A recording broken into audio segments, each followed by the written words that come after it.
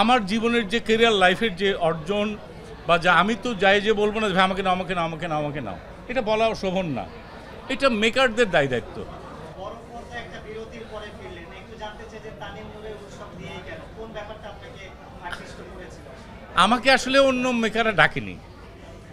কোভিডের পর থেকে, কোভিডের পরে, কোভিডের আগে এক সময় কাজ করেছি। কোভিডের পরে পৃথিবীর অবস্থা, আমাদের দেশের অবস্থা এবং মানসিক অবস্থা এমন হয়ে গেল, কেউ কারোর সঙ্গে ঠিকমতো কথাও বলে না। এই যে 1.5 বছরের একটা আবদ্ধতা, পারলে টেলিফোনেও কথা বলে না। ছোঁয়াচে রোগ এমন হয়ে গেল যে ভাবলো যে টেলিফোনে কথা বলে যে ঝামেলা হয়। মানুষকে সোসাইটির থেকে, সমাজ থেকে আমার কাছে মনে হয় বিচ্ছিন্ন করে দিয়েছিল। মেকারও বিচ্ছিন্ন হয়েছিল, আমারও এক ধরনের, এবং নতুন নতুন জিনিসগুলো আসছিল। সত্যি কথা বলতে কোনো মেকার ওইভাবে আসেনি। আমার জীবনের যে ক্যারিয়ার লাইফের যে অর্জন বা যা আমি তো যাই যে বলবো না যে ভাই আমাকে নাও আমাকে নাও আমাকে নাও আমাকে নাও, এটা বলা শোভন না।